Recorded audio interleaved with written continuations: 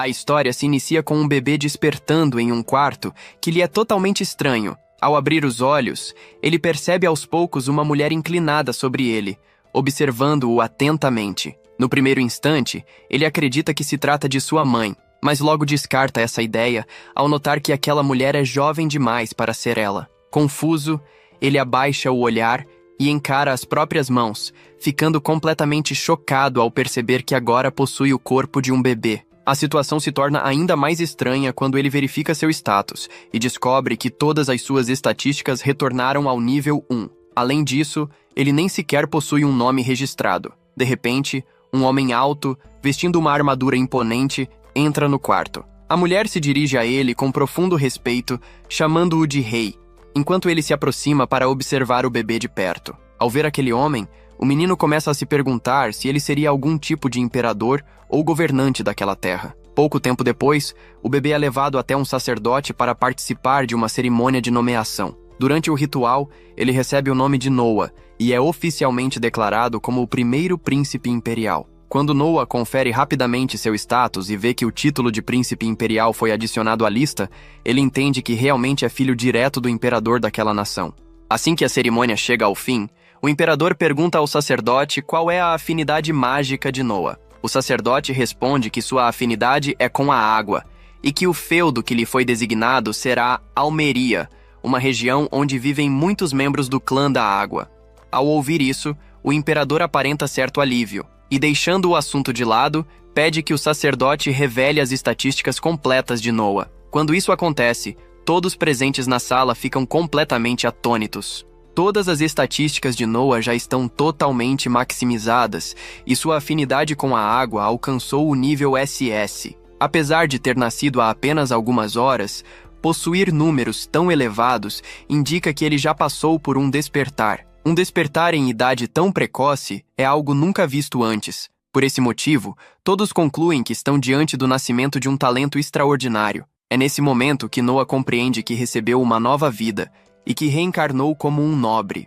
O império em que ele agora vive é conhecido como Império de Mir, uma poderosa nação de guerreiros situada em meio a uma cadeia de montanhas escarpadas. Sua capital se localiza em uma vasta planície e o império vive atualmente uma era de ouro, onde a prosperidade gera ainda mais riqueza, permitindo que uma cultura rica e vibrante floresça. O imperador dessa terra é pai de mais de 10 filhos, todos chamados de príncipes imperiais. Esses príncipes são amplamente respeitados pelo povo e considerados os nobres mais prestigiados de todo o império. 6 anos após a reencarnação de Noah, ele chega a uma conclusão importante sobre suas habilidades. Para os outros, suas estatísticas parecem indicar um desempenho individual absurdo, mas na realidade, esses valores são elevados porque estão sendo fortalecidos por seus subordinados. Por exemplo, sua afinidade com a água no nível S vem inteiramente de Almeria, o feudo que lhe foi concedido ao nascer,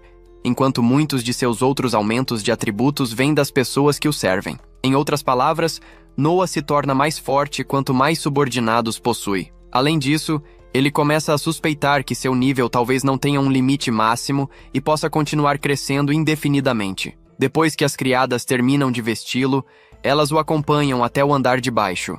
Em seguida, se retiram e passam a conversar entre si. Todas reconhecem o quão incomum ele é. Normalmente, crianças da idade dele seriam travessas e causariam problemas o tempo todo, mas Noah é diferente. Tranquilo, calmo e surpreendentemente maduro para alguém tão jovem. Evelyn, a bela serva especializada em hospitalidade, se aproxima de Noah enquanto ele almoça e informa que tanto o príncipe herdeiro quanto o quarto príncipe chegaram para visitá-lo. Ela acrescenta que disseram que ele poderia terminar sua refeição antes de encontrá-los. No entanto, Noah sabe exatamente quem é o príncipe herdeiro e entende que não pode se dar ao luxo de fazê-los esperar. Ele pede imediatamente que as criadas o levem até eles. Noah então encontra seus irmãos mais velhos, Albert, o príncipe herdeiro, e Henrique, o quarto príncipe. Após a troca de saudações formais, Albert diz a Noah que veio lhe entregar um presente. Nesse momento, um servo claramente assustado entra no quarto carregando uma bainha de espada. Uma aura sombria e ameaçadora começa a se espalhar lentamente, deixando o ar pesado e tenso. Assim que o objeto é colocado no chão, Albert ordena que o servo a abra. No instante em que isso acontece, Noah sente um arrepio percorrer sua espinha, enquanto começa a ouvir gritos de soldados implorando a Albert para que salvasse suas vidas. As vozes soam desesperadas e carregadas de terror, e Noah percebe imediatamente que aquilo não é uma ilusão. Albert então pede que Noah pegue a espada. Embora o protagonista não queira fazer isso, ele entende que se trata de um presente do príncipe herdeiro, e recusar não é uma opção. Noah segura da espada com cuidado, e apesar de ela parecer pesada no início, logo consegue se ajustar e encontrar o equilíbrio. Após isso, Albert explica que a espada se chama Leviatã, uma espada de água, o elemento considerado o mais poderoso de todo o Império. Cerca de 120 pessoas morreram tentando dominá-la. Henrique percebe que Noah parece um pouco tenso ao ouvir isso e pede que ele não se preocupe. Ele explica que qualquer pessoa que não seja destinada a empunhar a espada é morta por sua maldição no exato momento em que tenta levantá-la.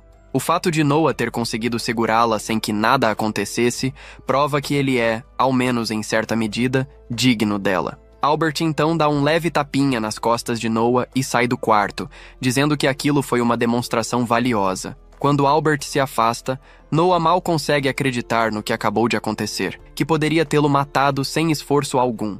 Ainda assim, Noah decide guardar esses pensamentos para si mesmo, pois sabe que, se dissesse algo assim em voz alta, provavelmente perderia a vida na mesma hora. Enquanto os príncipes se afastam, Henrique questiona Albert se realmente foi a melhor escolha deixar Leviatã nas mãos de Noah, principalmente levando em conta o quão cara aquela espada havia sido. Albert responde que a arma estaria muito melhor com alguém tão excepcional quanto Noah. Além disso, ele comenta que, justamente por não ser alguém tão brilhante, precisava experimentar a sensação de ser ferido pelo próprio animal de estimação. Mais tarde, naquela noite, Noah percebe que sua criada, Zoe, está estranhamente inquieta. Sem entender o motivo, ele pergunta o que está acontecendo, mas Zoe tenta evitar o assunto, dizendo que não quer incomodá-lo com problemas pessoais e pedindo que ele não se preocupe. No entanto, Noah insiste.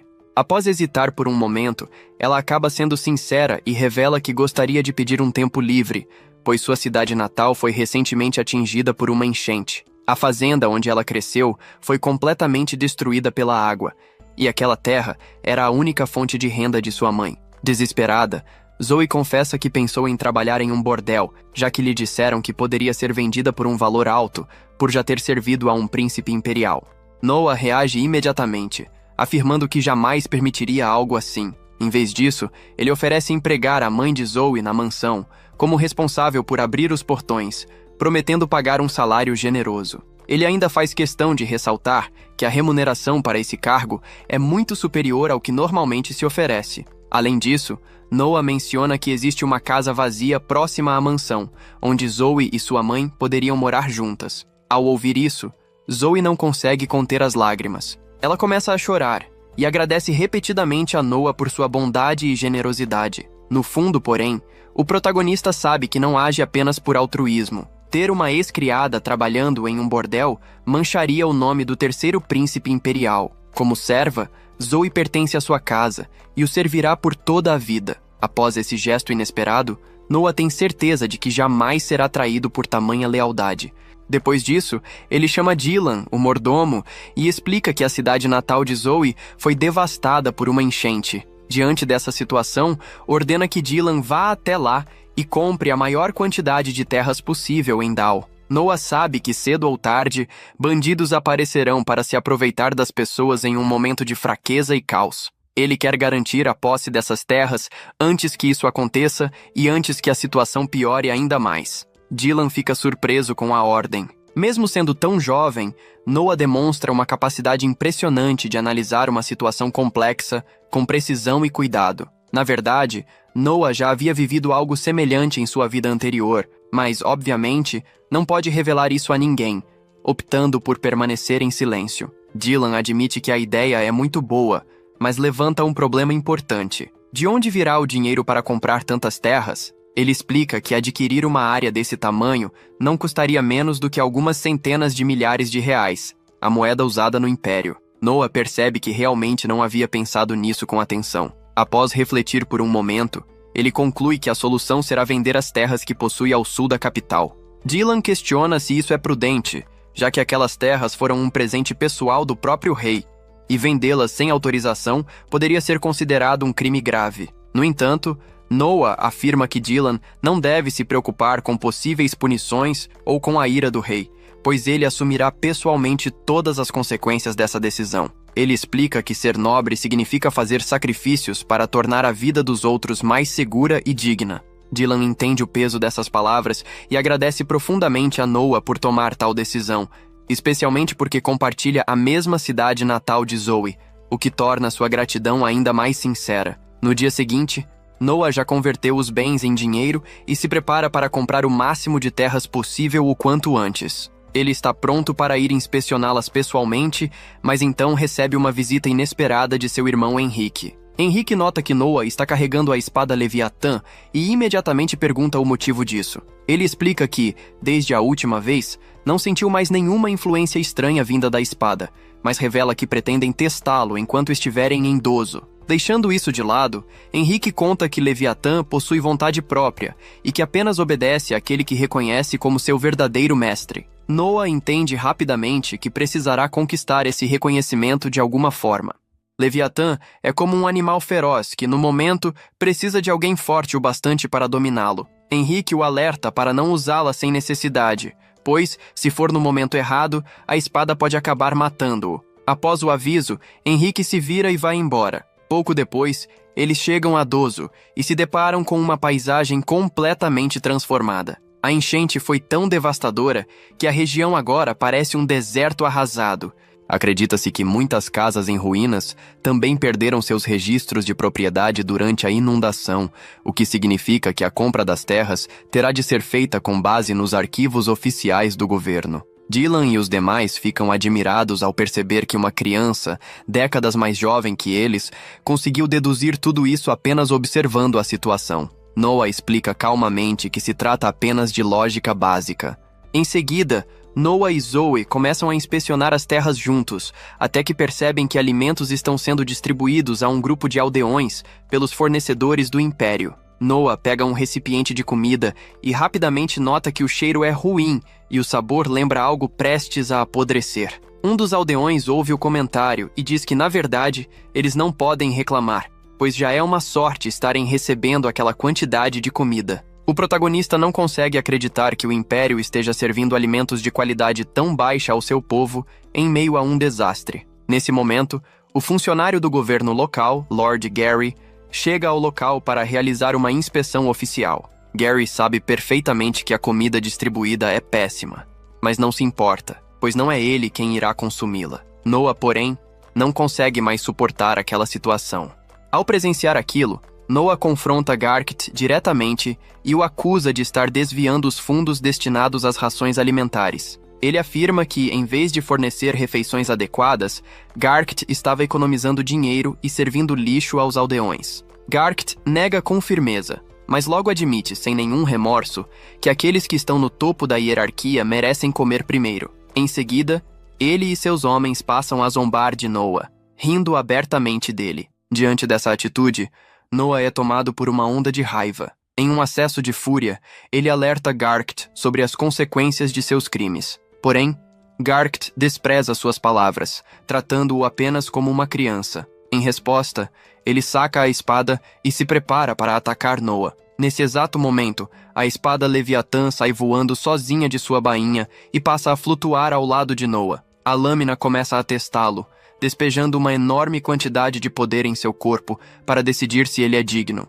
Parte do corpo de Noah começa a escurecer, como se estivesse prestes a ser consumido pela maldição da espada. Quando tudo indica que ele não irá resistir, o protagonista sente uma explosão de adrenalina e força de vontade. Leviatã reconhece que Noah consegue suportar seu poder, e após um breve confronto, a espada acaba se submetendo completamente a ele. Furioso, Garkt parte para matar Noah, mas não consegue sequer atacar primeiro. Noah usa Leviatã e decapita Garkt, sem deixar qualquer chance de reação. Os capangas, ao verem seu líder ser morto diante deles, também se preparam para atacar. Para intimidá-los, Noah golpeia o chão com Leviatã. O impacto cria uma cratera gigantesca, tão profunda que nem o fundo pode ser visto. O próprio Noah fica chocado com o poder avassalador da espada. Pouco depois, Rowan, o capitão dos cavaleiros designados para Dozo, chega ao local e se surpreende com a cena. Ao reconhecer Noah como o primeiro príncipe imperial, ele se ajoelha imediatamente. Os outros presentes ficam confusos, até que Rowan anuncia a verdadeira identidade de Noah, fazendo com que todos se curvem, tomados por medo e respeito. Noah então explica como Garkt e seus homens estavam explorando os aldeões, motivo pelo qual Garkt foi executado. Ele ordena que Rowan garanta que todos os funcionários corruptos restantes recebam a punição adequada. Além disso, Noah determina que a distribuição de alimentos seja reorganizada corretamente, para que o povo de Dozo finalmente possa se alimentar de forma digna. Tomados pela alegria, os aldeões agradecem a Noah por tê-los salvado. Enquanto isso, Albert recebe um relatório informando que Noah conseguiu dominar a espada Leviatã. Ao ler isso, ele sorri satisfeito, percebendo que Noah pode ser muito mais útil do que imaginava.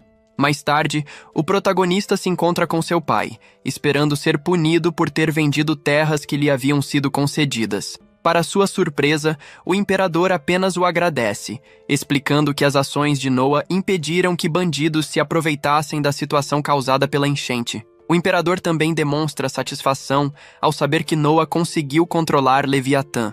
Quando verificam novamente suas estatísticas, a afinidade de Noah com a água sobe para o nível S, graças ao grande número de subordinados que ele conquistou ao ajudar Dozo. Profundamente impressionado, o imperador pede que Noah continue usando seus talentos em favor do império e aceita suas decisões. Assim termina o primeiro episódio. Comente parte 2 para descobrir o que acontece a seguir. Logo depois, somos informados de que a capital de Males é a cidade que concentra o poder político do país, além de ser o principal polo cultural e econômico. Com o passar do tempo, esse entendimento se espalhou entre todos, fazendo com que ela fosse vista como a cidade mais grandiosa de todo aquele mundo. A cena então muda para o nosso protagonista, que acaba de chegar ao local e fica claramente impressionado com o que vê. Ele comenta que os eunucos haviam mencionado a existência de uma cantora se apresentando ali por perto. Curioso, decide ir conferir pessoalmente, e um de seus empregados resolve acompanhá-lo para garantir sua segurança. Noah entende que a garota deseja retribuir tudo o que ele fez pela cidade, e por isso acaba exigindo mais dela, já que sempre desempenhou seu trabalho com muita dedicação. As pessoas comentam que o garoto amadureceu bastante, e para ele, qualidades humanas sempre podem ser desenvolvidas ainda mais, nunca sendo algo exagerado. Ao se aproximar do local onde a garota canta, Noah fica surpreso com a beleza da voz que ecoa. Ao observá-la com atenção, ele se lembra de que o nome dela é Alichei. A técnica que ela utiliza ainda é simples, típica de iniciantes, mas fica claro que ela leva a profissão de cantora muito a sério. Noah consegue sentir que cada nota é cantada com sinceridade e emoção verdadeira. De repente, um homem começa a gritar com ela, questionando por que insiste em cantar aquelas bobagens. Logo em seguida, ele surge ainda mais irritado e afirma que, com aquele tipo de renda, ela jamais conseguiria pagar a dívida deixada por seu pai. Mesmo ela explicando que cantar é a única coisa que sabe fazer, o homem a segura pelo colarinho. Nesse momento, Noah intervém e pede que ele não faça nada cruel com ela diante de todos. Quando menos se espera, o homem escuta a voz de um garoto se manifestando. A cantora tenta pedir para que ele não se envolva, mas Noah já se levanta e caminha em direção ao palco. O homem debocha e manda Noah ir chorar no colo da mãe. Em resposta, Noah lembra que, de acordo com a lei do país, uma criança não é obrigada a assumir dívidas herdadas dos pais. Forçar essa dívida sobre a garota e pressioná-la a vender o próprio corpo é considerado um crime grave na capital. O homem então segura Noah pelo colarinho, mas o garoto reage imediatamente, desferindo vários golpes contra ele e seus comparsas. Após derrubá-los, Noah pergunta se ele ainda quer continuar. Antes de sair, o homem ameaça dizendo que irá se vingar. Noah responde que, se ele voltar, deve procurá-lo diretamente. Ao ver o cartão deixado pelo garoto, o homem percebe que ele é um príncipe. Noah então se volta para Alichei, elogia sua habilidade como cantora e pergunta quanto ela precisa para cobrir suas despesas. A garota explica que precisa comprar os remédios de sua mãe e Noah prontamente oferece um salário muito alto. Ele decide pagar aquele valor regularmente, pedindo apenas que ela cante sem preocupações. Além disso, Promete aumentar ainda mais o pagamento quando ela melhorar. Por fim, pede que continue cantando, pois ele deseja ouvir mais. A cena muda para Noah já em sua residência. Ao se aproximar do portão, ele percebe um grupo de homens ajoelhados e pergunta quem são. A garota explica que se tratam dos mesmos homens de antes, que vieram pedir desculpas à cantora. Noah ordena que todos sejam mandados embora e pede que a mensagem seja direta e firme, deixando claro que eles não podem falar com um príncipe imperial quando bem entenderem. Nesse momento, seu irmão Henry aparece e diz que Noah não pode lidar com pessoas como aquelas com tanta facilidade, pois isso diminui o prestígio da casa imperial e dos príncipes. Noah concorda que esse é um dos motivos, mas afirma que existe outro. Ele então chama o irmão para conversar dentro da casa. Sentados, Noah explica que aqueles homens estavam extorquindo a cantora. Por isso, decidiu contratá-la e oferecer um salário fixo, garantindo que não voltariam a incomodá-la. Henry pergunta se o canto dela realmente era tão extraordinário. Noah apenas pede que não tentem tirá-la dele. Henry se surpreende ao perceber que seu irmão mais novo tem uma mentalidade tão avançada. Frankie e Gary, que têm idades mais próximas à de Noah, não chegam nem perto desse nível. Ainda são imaturos, e mesmo quando ensinados não conseguem aprender etiqueta. Noah acredita que eles entenderão tudo quando ficarem mais velhos. Ele também explica que, apesar de serem irmãos, cada um tem uma mãe diferente. Henry e Gary, por compartilharem a mesma mãe, devem ter um laço diferente. Henry então demonstra interesse pela espada mágica, já que parece que Noah realmente conseguiu dominá-la por completo. Noah responde que isso se deve ao fato de a espada ter vontade própria. Mesmo assim, Henry acha que ela é grande demais para o garoto. Noah discorda e decide provar. Ao mostrar a espada, Henry fica chocado e pergunta onde ela estava escondida. Noah responde que estava dentro de sua manga. Henry fica completamente surpreso, pois jamais imaginou que isso fosse possível. Noah explica que foi a própria espada que o ensinou. Henry considera aquilo algo inacreditável. Um tesouro nacional que ficou isolado por 200 anos e não possui registros semelhantes no passado. Simples, mas impressionante. A cena então muda para o lado de fora da mansão, onde os homens demonstram revolta com a atitude de Noah e decidem que irão matá-lo quando tiverem a chance. Logo depois, Noah ativa seu olho e faz com que todos se ajoelhem. Um deles implora para que ele abaixe a cabeça. Henry pergunta o que Noah fez dessa vez. O garoto responde que apenas liberou uma pequena parte do poder da espada para forçá-los a se ajoelhar. Henry fica impressionado e percebe que Noah realmente dominou a espada. A cena muda novamente para Noah na cidade, agora convidado para um jantar, o que ele acredita que será divertido. Ao entrar, todos começam a aplaudi-lo, impressionados tanto com sua aparência quanto com sua educação. Um dos homens nota a espada e pergunta o que ela é. Noah responde que se chama Leviatã,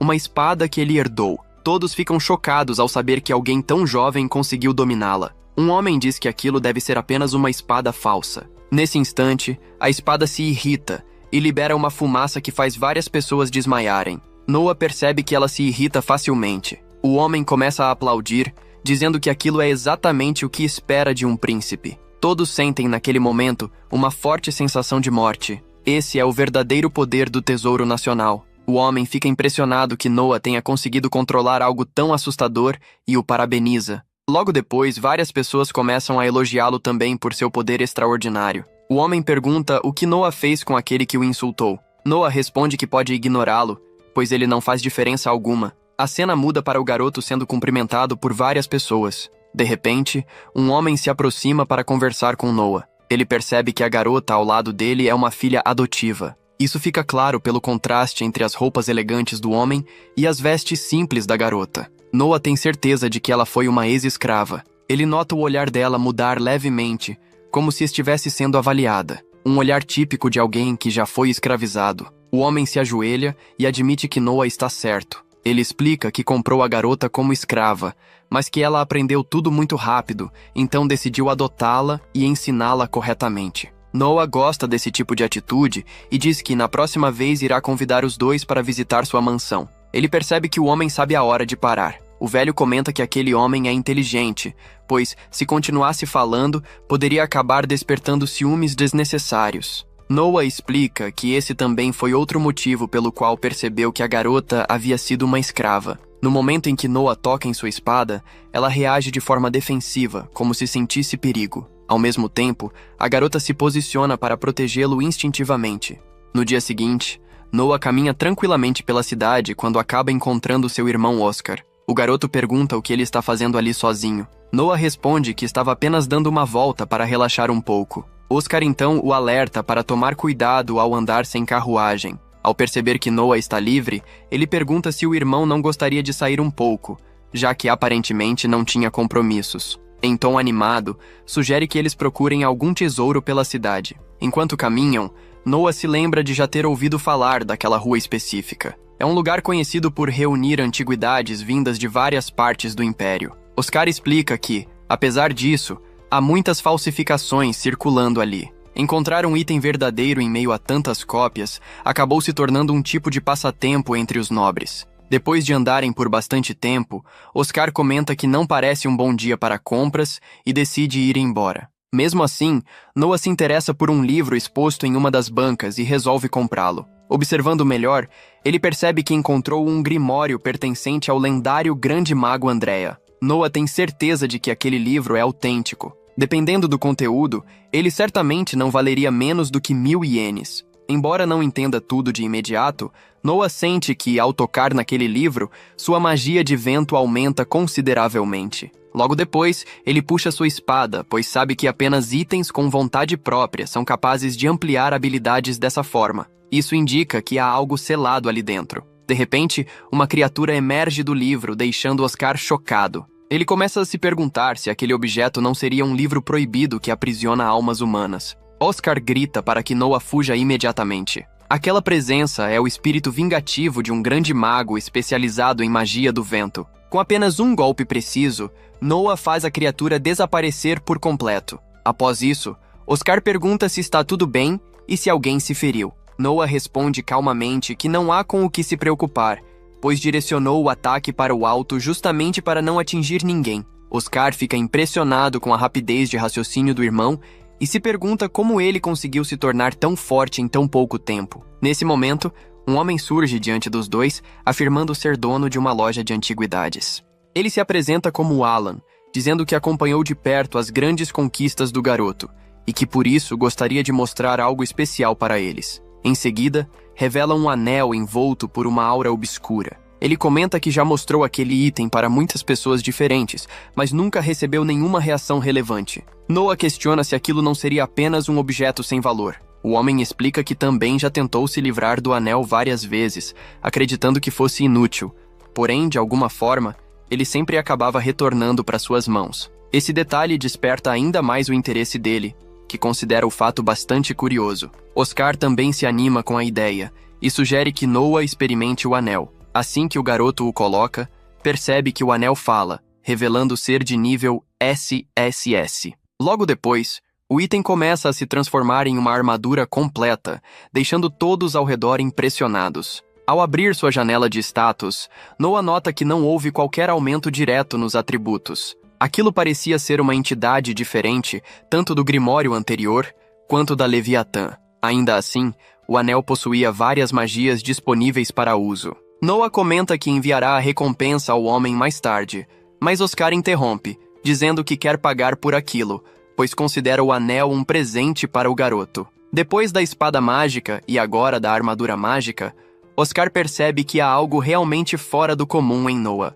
Ao descerem da carruagem, o garoto decide agir. De repente, o mesmo homem surge tentando atacá-lo, mas Noah bloqueia o golpe com facilidade, enquanto vários soldados aparecem ao redor. Oscar pergunta como ele conseguiu criar aquele escudo. Noah explica que foi graças ao anel, pois conectou a Leviatã a ele, e juntos acabaram criando aquela defesa. O garoto percebe que o anel reagiu automaticamente à hostilidade, funcionando como um sistema de proteção. Oscar acha aquilo incrível e fica ainda mais impressionado com o irmão mais novo, já que a capacidade dele de fazer coisas assim parece algo fora deste mundo. A cena muda, mostrando Noah observando a garota cantar novamente. Ao olhar ao redor, ele percebe várias pessoas começando a brigar por causa dela. Sem hesitar, Noah cria um escudo para impedir aquela confusão inútil e logo em seguida usa um golpe de choque para conter os dois envolvidos. Ele então pergunta ao homem responsável pelo local por que tantas brigas acontecem ali. O homem explica que esse tipo de gente acaba sustentando o bar. Diante disso, Noah decide comprar todo o estabelecimento, deixando o homem extremamente agradecido. A garota pergunta se realmente vale a pena investir tanto dinheiro por causa dela e diz que gostaria de retribuir de alguma forma. Noah responde que só deseja que ela continue cantando com a voz que possui. Ela pergunta se ele realmente a valoriza como cantora, e o garoto confirma, dizendo que quer que o imperador a ouça cantar algum dia. Até que esse momento chegue, ele gostaria que ela continuasse se apresentando. Emocionada, a garota começa a chorar, mas logo retoma o canto. Noah fica impressionado com a voz dela, que realmente soa belíssima. Ele tem certeza de que não errou em sua escolha e acredita que a garota é, sem dúvida, um verdadeiro tesouro. A cena muda para o protagonista, que se encontra enquanto suas criadas terminam de vesti-lo. Elas o informam de que ele receberá em breve a visita do governador-geral de Rojov, Dad Murray. O garoto pede que o deixem entrar logo, afirmando que já está preparado. Em seguida, é explicado que a família imperial possui a tradição de conceder feudos aos príncipes, responsabilizando-os por aprender sobre assuntos administrativos e governamentais. Por esse motivo, as pessoas que vivem nesses territórios costumam admirar o príncipe imperial como um verdadeiro mestre, o senhor absoluto daquelas terras. Para aquele homem que nasceu em Almeria e agora atua em Rojov, não era diferente. Pouco depois, o homem se apresenta formalmente como governador-geral de Rojov. Ele demonstra grande honra por finalmente encontrar o garoto. O jovem apenas pede que ele não seja tão rígido e formal. Após ouvir isso, o homem se sente mais à vontade. Em seguida, explica que, cerca de 1 ano e meio antes, teve a honra de cumprimentar o garoto quando foi oficialmente nomeado governador-geral pelo imperador. O garoto pergunta como anda o trabalho nas terras de Rojov. Ele lembra que recebeu a missão de supervisionar o controle das enchentes naquela região por ordem imperial. Sabe também que a situação não está boa. Rojov é uma área fértil, conhecida por sua produção de grãos, localizada na curva de um grande rio. Porém, com certa frequência, sofre com grandes inundações. O imperador desejava estabilizar essas condições, e por isso nomeou Murray, vindo de Almeria, terra do clã da água, como governador-geral. O garoto demonstra interesse em entender o que realmente está acontecendo. O homem explica que ainda não receberam os orçamentos necessários e que não podem gastar recursos que não possuem. O garoto fica confuso, pois afirma que o orçamento foi enviado corretamente. O homem concorda, mas diz que o Ministério das Finanças apresentou algumas objeções. Noah percebe imediatamente a situação e pede que o homem o acompanhe sem demora. A cena então muda para o encontro com um representante do Ministério das Finanças, a quem Noah questiona o motivo de ele estar ali. Noah explica que soube, por meio de Murray, que existe uma certa hesitação em liberar o orçamento. O homem responde que não é bem assim e que há uma justificativa válida. Noah o interrompe, dizendo que, se ele pretende alegar que se trata de algo que crianças não compreendem, é melhor ficar em silêncio. O homem engole em seco e esclarece que não é esse o caso. Ele então explica que Rojov sofreu severas inundações no ano anterior. O imperador ficou profundamente entristecido com a situação e concedeu isenção total de impostos por 1 ano inteiro. Em outras palavras, houve uma economia significativa por parte da região. O Ministério das Finanças considera aceitável utilizar esse valor. O homem pergunta se Noah compreende a explicação. Noah se irrita e questiona se ele está zombando dele. Noah afirma que houve uma enchente e que, por compaixão, o imperador isentou todos do pagamento de impostos, o que significa que não havia impostos a serem cobrados. Foi um ato de bondade imperial. Porém, esse é exatamente o problema. O homem falou como se aquilo fosse algo lógico e aceitável. Noah, visivelmente irritado, pergunta novamente se ele está brincando com a sua cara. O homem responde que não. Noah então exige saber a verdade. O homem admite que, na realidade, não pode liberar o orçamento. Ele tenta explicar algo, engasga, e então revela que a alta cúpula está ciente dos planos para a construção de um novo resort de verão para o imperador. Como o imperador já alcançou certa idade, ao invés de permanecer na capital, onde o calor é intenso todos os anos, deseja passar o verão em um local mais fresco. Apesar de ser uma residência de descanso, ainda seria um espaço de uso imperial. Na prática, seria um palácio isolado. Em resumo, seria necessário construir praticamente uma nova cidade para servir como casa de verão, o que exigiria uma enorme quantidade de recursos. O homem percebe que envolver o imperador nesse assunto seria extremamente delicado. O Tesouro Nacional está sobrecarregado para atender às necessidades imperiais. Noah perde a paciência, manda o homem calar a boca e afirma que aquilo é uma grave falta de respeito, chamando-o de canalha. O controle das enchentes é vital para uma região que sofre com inundações, mas os recursos estão sendo retidos para a construção de uma casa de férias. Noah pergunta se ele pretende fazer com que seu pai, o imperador, pareça um tolo. O homem se ajoelha imediatamente e afirma que nunca teve essa intenção. Noah apenas exige que o dinheiro seja liberado o quanto antes, ou então ele recorrerá diretamente ao imperador. Assustado, o homem implora para que ele não faça isso e promete liberar o orçamento de Hodjov imediatamente. Murray fica impressionado com a facilidade com que o garoto conseguiu forçar o Ministério das Finanças a ceder. Ele diz a Noah que está profundamente admirado. A intensidade da negociação foi impressionante. A forma como Noah se comunicou foi direta e eficaz, expondo claramente as contradições e falhas do outro lado. O homem admite sentir vergonha de sua própria imprudência por ter colocado a Alteza naquela situação. Noah já havia entendido desde o início que o homem o procurou justamente para forçar uma resolução definitiva. Murray sai apressado para iniciar o controle das enchentes o quanto antes.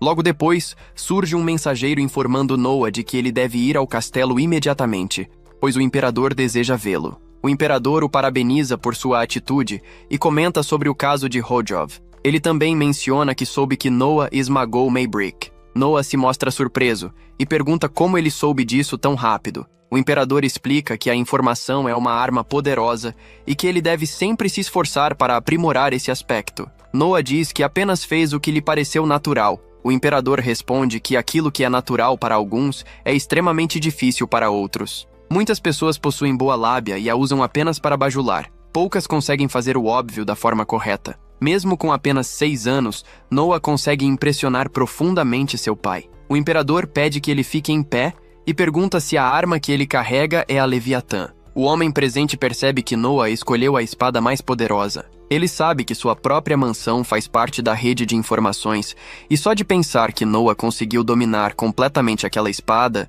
já o deixa apreensivo. Considerando o histórico terrível da Leviatã, isso é algo no mínimo extraordinário. Noah lembra que, no dia da festa, se não tivesse contido a espada, ela teria matado todos que estavam presentes. Ele sabe que essa arma carrega um passado sombrio, por isso decidiu que precisava aprender a manejá-la o quanto antes. Um instrutor de esgrima é chamado para ajudá-lo. Damian Noble se apresenta. Ele é considerado o melhor espadachim do reino, e todos dizem que sua técnica parece de outro mundo. O imperador pede que Noah se dedique ao treinamento com ele. Damian explica que, apesar de o garoto ser jovem e inexperiente, não há motivo para preocupação, pois ele avaliará o potencial, não a técnica. O imperador afirma que confia totalmente em Damian, o que deixa Noah impressionado.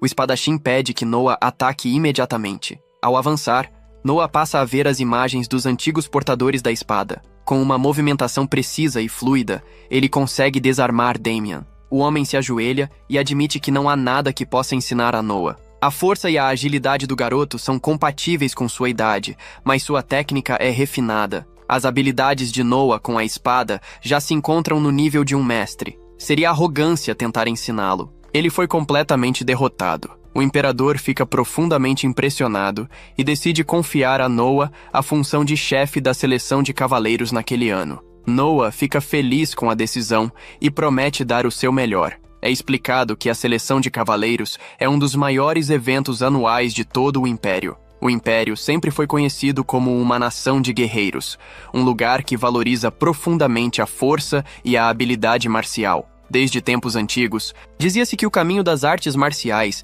era a única forma verdadeira de alcançar sucesso por mérito próprio. Durante a seleção de cavaleiros, guerreiros que venceram batalhas preliminares em diversas regiões do país se reúnem na capital para enfrentar combates que podem terminar em morte. O vencedor recebe o título de cavaleiro e, naquele mesmo instante, passa a integrar a alta classe da sociedade. A primeira responsabilidade de um cavaleiro recém-nomeado é se tornar um subordinado oficial da seleção. Caso o garoto consiga escolher um bom cavaleiro para servi-lo, isso pode torná-lo ainda mais poderoso no futuro. Antes de prosseguir, o imperador decide fazer uma pergunta importante. De que maneira ele pretende conduzir a seleção de cavaleiros? O garoto explica que pretende abolir as fases preliminares regionais e concentrar toda a seleção diretamente na capital imperial. Ele deseja que todos os candidatos lutem diante de seus próprios olhos. O imperador reconhece que, mesmo sendo quem é, não consegue acompanhar todas as etapas classificatórias espalhadas pelo império. Seria lamentável perder um grande talento por algum motivo injusto ou circunstancial. Ele deixa claro que não quer deixar nenhum guerreiro promissor escapar e pede que o garoto faça o melhor possível nessa tarefa. A cena muda para o protagonista conversando com uma garota, perguntando se há alguém da vila dela que participe da seleção. Ela responde que sim. Aquela vila é a única oportunidade de entrada para pessoas comuns. Todos os anos, apenas um desafiante consegue ir até lá. Noah compreende a situação. Neste ano, ele realmente pretende eliminar as rodadas classificatórias regionais. Não haverá limite para o número de participantes. Qualquer um poderá se apresentar. A garota responde que isso parece bom, mas logo pede para deixar o assunto de lado. Noah insiste e pede que ela diga o que realmente está pensando. A garota então explica que o motivo de apenas uma pessoa da vila participar está ligado aos custos de viagem e hospedagem. A capital é extremamente cara. Com doações de todos os moradores, eles conseguem juntar dinheiro suficiente apenas para enviar um único representante. Essa pessoa carrega as expectativas de toda a vila, e todos levam isso muito a sério. Ao ouvir isso, Noah decide que vai eliminar esse obstáculo também. Ele quer o maior número possível de opções. Seria terrível perder um talento por causa de dinheiro. Ele afirma que vai cobrir todas as despesas de viagem e hospedagem. A garota entende que os moradores da vila ficarão muito felizes, mas alerta que isso custará uma enorme quantia. Noah explica que não há necessidade de começar tudo do zero. Em seguida, chama seu mordomo e ordena que ele descubra quantas casas existem disponíveis na capital e compre todas. Além disso, pede que entre em contato imediatamente com o comerciante que ele conhece. Ao se reunir novamente com as mesmas pessoas presentes na festa, o homem pergunta a Noah sobre a seleção de criados para o palácio. Noah questiona se ele deseja enviar alguém e o homem responde que sim. Noah explica que, se houver alguém dentro do palácio sob controle do comerciante, será possível obter informações valiosas. Caso o imperador ordenasse que alguém passasse a noite com ele, e essa pessoa se tornasse uma de suas esposas, os benefícios seriam imensos. O homem responde que isso é uma questão diferente do pedido atual, e lembra que seus presentes já foram entregues à mansão. Noah esclarece que, se for alguém que apenas o agrade, ele fará a recomendação. Mas, se for alguém que ele realmente goste, o homem deverá escolher uma garota que corresponda exatamente às suas expectativas. O comerciante faz um último pedido. Gostaria de incluir o brasão do 13º príncipe na placa de sua loja. Noah pergunta se ele pretende se subordinar a ele. Em seguida, deixa claro que não tolera traição sob nenhuma circunstância. Ao retornar para casa, Noah percebe que ter Byron sob seu comando aumentará ainda mais seu prestígio. Se continuar nesse ritmo, sua força crescerá ainda mais. Logo depois, ele percebe que seu status relacionado à água diminuiu e decide que precisa encontrar a Alteza para verificar o que está acontecendo em Almeria. Ao chegar para falar com o imperador, Noah pergunta como ele ficou sabendo de problemas em Almeria. De repente, um homem surge informando que houve uma rebelião em Almeria e parabeniza o garoto. Em seguida, o homem pergunta qual ele acha que é a escala dessa revolta. Se algo que parecia ser SS se tornou apenas S, à primeira vista, pode parecer que foi cortado ao meio. No entanto, na realidade, isso representa apenas um nível abaixo em toda a hierarquia. Ou seja, ele acredita que seja um conflito de segundo porte, envolvendo poucas pessoas. O pai pergunta se Noah deseja ser o comandante da guerra. O garoto responde que não, pois se considera inexperiente no campo de batalha e acredita que Henry seja mais adequado para liderar. Ambos seguem juntos, e Henry questiona se ele tem certeza dessa decisão, já que seria uma excelente oportunidade para ganhar prestígio. Noah responde que está tudo bem, pois ainda é muito jovem. Nesse momento, a Leviatã reage, e o garoto percebe que a espada está respondendo a ele. Ao sair da carruagem, eles são atacados, mas Noah consegue se defender graças aos seus escudos. Ele logo percebe que os inimigos são magos de água de Almeria. Ao avançarem contra ele, Noah derrota todos com extrema facilidade. Após a batalha, ele decide mantê-los vivos, pois existe a possibilidade de que tentem tirar a própria vida. Ao retornar para casa, Noah chama o homem novamente e exige que essa informação não vaze de maneira alguma. Caso isso aconteça, ele deixará claro que considerará o homem como morto. Noah também ordena que ele compre, o mais rápido possível, ração para cavalos, pois acredita que os inimigos tenham adquirido montarias de outra nação. Isso ajudará diretamente seu irmão na guerra. Por isso, pede que ele parta imediatamente para cumprir a ordem. A cena muda para Noah, que conversa calmamente com o pai. Ele explica ao filho que o assassino da noite anterior acabou falando. Segundo o relato, o plano era capturar o garoto e usá-lo como uma espécie de trunfo. Noah percebe que essa explicação parece coerente demais. A confissão foi rápida, talvez até fácil demais, o que levanta a possibilidade de mentira. O pai observa que o filho é bastante perspicaz e pede que ele não fique tão inquieto, pois existem formas de confirmar se alguém está dizendo a verdade. Noah pensa consigo mesmo que não leva jeito para a tortura e decide aceitar a situação como está. O pai comenta que caso Noah tivesse sido capturado, o Império teria sido forçado a tomar decisões extremamente difíceis. Ele também demonstra surpresa pelo fato de o alvo ter sido a ração. Noah se espanta ao perceber que o pai já sabe disso, já que a ordem para comprar toda a ração de cavalos havia sido dada recentemente. Algo parecido já havia ocorrido antes, mas nunca de forma tão rápida. O pai explica que, se fosse apenas um cerco comum, qualquer um poderia ter pensado nisso. Albert, por exemplo, teria deixado os rebeldes morrerem de fome como aviso aos outros. No entanto, Noah suspeita de uma invasão ao seu povo e o cerco direcionado apenas aos cavalos reforça essa ideia, ainda mais tendo sido financiado com recursos pessoais. O pai se abaixa, olha para o filho e diz que ele é incrível, reconhecendo que nada daquilo foi simples de realizar. Sabendo disso, decide que precisa recompensá-lo. Ele permite que Noah acrescente uma espada ao brasão da família. Em seguida, é explicado que o Império é uma nação de guerreiros, e a espada é seu maior símbolo. Utilizá-la no brasão sem autorização imperial é uma ofensa grave, que pode até levar à morte. Por outro lado, quando concedida pelo imperador, é uma das maiores honrarias existentes. O pai então ordena que Cruz emita o decreto imediatamente. Noah fica envergonhado e agradece, dizendo-se honrado. A cena muda para Noah ao lado de um de seus homens, que aguardava há algum tempo. Ele explica que a quantidade de grãos processados para a ração que pode ser transportada é limitada e que também é possível descobrir a rota de entrega. Monopolizar a compra facilita bastante esse processo.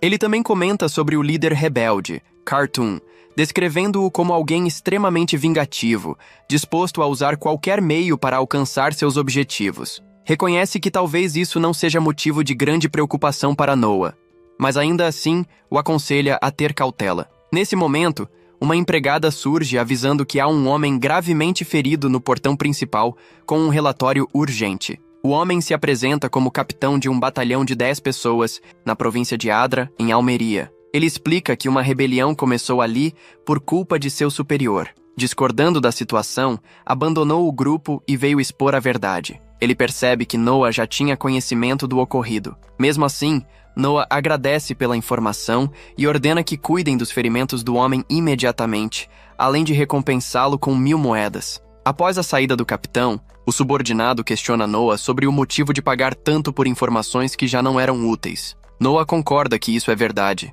mas destaca que um capitão veio alertá-lo apenas por lealdade, e isso merece reconhecimento. A cena muda para Noah em sua sala, quando uma jovem pálida aparece. Ela explica que recebeu 500 ienes para envenenar o garoto, sob a desculpa de que seria um remédio para dormir para sempre. Noah pergunta se, caso ele não morresse, pretendiam levar seu corpo, e ela confirma. Ele percebe que são os rebeldes novamente e entende que a ameaça é real. Questiona por que ela trouxe isso até ele, e a garota responde que jamais o trairia. Ele ajudou sua família e sua vila com dinheiro e abrigo, mas ela foi ameaçada de morte caso não obedecesse. Noah pede que ela se acalme e decide recompensá-la com 5.000 ienes por sua lealdade. Mesmo relutante, ele insiste e pede que não se preocupe. Noah decide ingerir a droga e, se desmaiar, quer que o entreguem aos rebeldes. Ordena que ela fuja e se esconda imediatamente, pois tentariam silenciá-la de qualquer forma. A cena muda para Noah, sequestrado pelos bandidos. Ele percebe que está completamente amarrado e, em seguida, invoca sua espada. Considera ter sido uma ótima decisão escondê-la, já que certamente teria sido confiscada. Como esperado, o anel permaneceu com ele. Com isso, corta rapidamente tudo que o prendia. Pensava estar em um quarto, mas percebe que está na parte traseira de uma carruagem. Noah pede para que Leviatã lhe mostre as memórias e a cena muda para um castelo cheio de bandidos. Eles questionam onde está a criada e decidem esquecer isso, optando por levar o garoto antes que os guardas apareçam. Após ver todas as lembranças mostradas por Leviatã, Noah fica impressionado e entende completamente a situação. Do lado de fora, os bandidos discutem quem não o amarrou direito, suspeitando até de ajuda externa, mas se perguntam o que uma criança poderia fazer sozinha. Antes que percebam, um deles é eliminado sem dificuldade. Noah pensa que toda aquela viagem foi inútil, pois esperava informações mais valiosas, mas encontrou apenas subordinados comuns. Em seguida, todos atacam ao mesmo tempo, e Noah os derrota com facilidade. De repente, sua empregada surge acompanhada de vários guardas. Ela se desculpa, lembrando que deveria ter se escondido, mas ficou preocupada com ele. Ao olhar em volta, percebe que Noah derrotou todos sozinho. Noah pergunta quem é o capitão e o homem se apresenta. Ele decide deixar que o capitão cuide do resto. Ao revistar um dos bandidos, uma espada cai no chão, e Noah ordena que ninguém toque nela. Pede que todos se afastem imediatamente. Ele reconhece a arma como a adaga comentada anteriormente, sentindo uma magia intensa emanando dela. Através de Leviatã, percebe até mesmo a maldição contida ali, carregada pelo rancor de quem a amaldiçoou. Noah ordena que a fonte dessa magia seja eliminada e a energia dispara, atingindo mortalmente o responsável pela guerra. A cena muda para Noah diante do pai novamente. Ele se ajoelha e o pai diz que o filho fez um trabalho excelente. Ao que tudo indica, o líder do exército rebelde foi atingido na testa por um estranho jato de água que surgiu do nada na noite anterior. O pai pergunta se Noah foi responsável, e ele confirma. Noah percebe que, como sempre, o pai obtém informações rapidamente. Usando o rancor presente na adaga como marcador, ele mirou Leviatã no verdadeiro dono da arma e o ataque funcionou. Com a morte do líder, os rebeldes de Almeria perderam sua força, e a revolta foi rapidamente contida pelo quarto príncipe imperial, Henry. A cena muda para uma sala onde é informado que quase todos os envolvidos na rebelião foram presos. Um oficial solicita à majestade instruções sobre a punição. O imperador ordena que preparem gado e cavalos, decretando que toda a família dos rebeldes será desmembrada. Todos ficam impressionados com a severidade da punição decretada pelo rei para aquelas pessoas. O pai decide que todos serão punidos o quanto antes por terem iniciado uma rebelião em seu território. Nesse momento, Noah pede permissão para falar diante de todos. Ele afirma que não gostaria que aquilo fosse feito daquela maneira.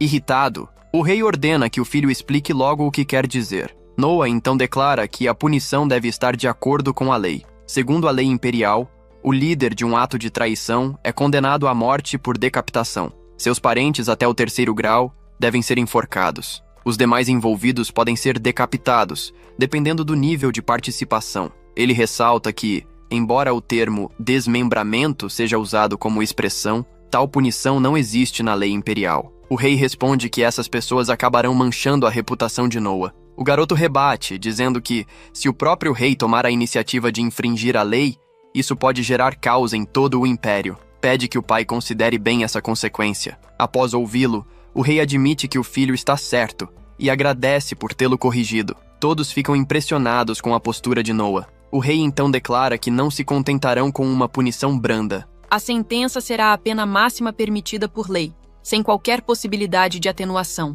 Ele pergunta se Noah ainda tem algo a dizer, e o garoto responde que não. Em seguida, o rei ordena que o primeiro-ministro dê início à execução das sentenças. Todos percebem que Noah tem um futuro extraordinário pela frente. O pai se aproxima dele e afirma que foi graças ao filho que evitaram uma mancha na história do império. Reconhecendo isso, decide conceder-lhe uma recompensa. Resolve conceder a Noah um título. Embora qualquer um de seus filhos pudesse repreendê-lo, deseja que a sabedoria do garoto seja reconhecida. Assim, concede-lhe o título de sábio. A reação é imediata. Todos ficam chocados e emocionados. O rei comenta que gostaria que Noa tivesse nascido um pouco antes. A multidão começa a gritar o nome do garoto. O pai, então, o lembra de que a seleção de cavaleiros acontecerá em breve e pergunta se ele já decidiu o que fará. Noa diz que tem uma ideia e prefere explicá-la mais tarde. Os dois se encontram em particular, e Noa demonstra um de seus poderes ao pai.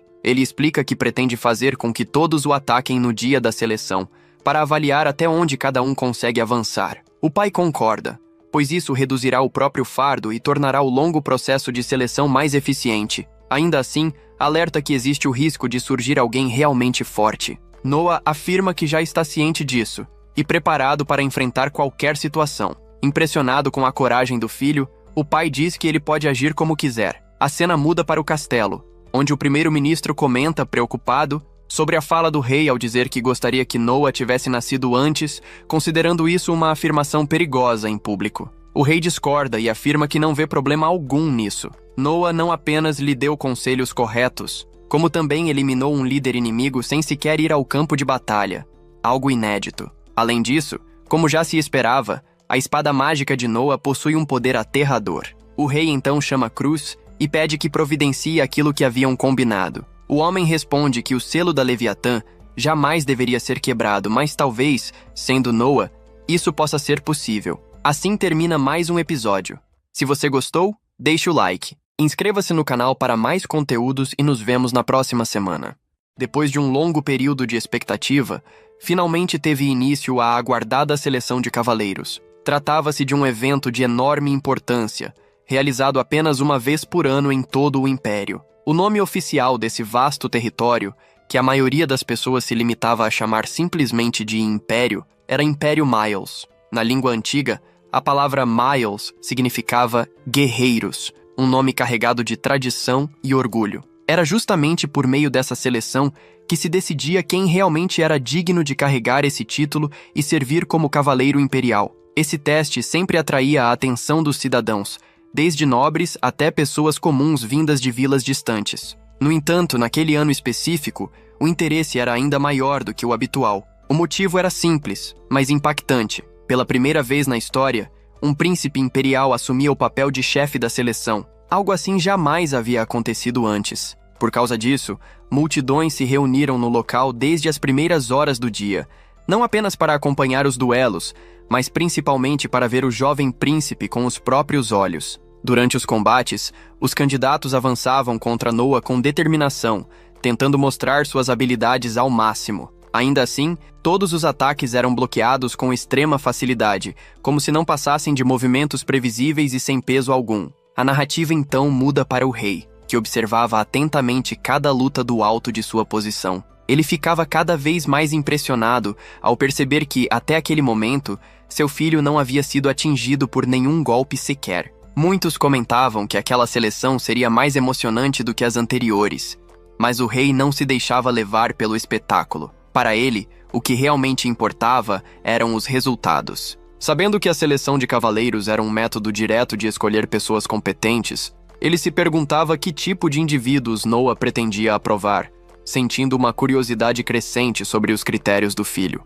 A cena então retorna para Noa, que se mostrava visivelmente frustrado. Quase 200 pessoas já haviam passado por ele, uma após a outra, e nenhuma parecia realmente se destacar aos seus olhos. Era como se todas possuíssem apenas força superficial. De repente, porém, uma garota surge no campo de duelo e, contrariando todas as expectativas, consegue atravessar o escudo de Noa e feri-lo. O choque se espalha instantaneamente entre os espectadores. Muitos ficam revoltados, acreditando que aquilo seria o fim dela por ter ferido um príncipe imperial. No entanto, para a surpresa geral, Noa ordena que a soltem imediatamente e, com calma, pergunta qual é o seu nome. Ela se apresenta como Shirley Grants e, para espanto de todos, Noa a aprova sem hesitação. Ninguém consegue entender o motivo de ele ter aceitado alguém que o feriu. Ainda assim, muitos começam a perceber que o príncipe possui um bom coração e uma forma de pensar diferente. A cena mostra Noa conversando diretamente com Shirley,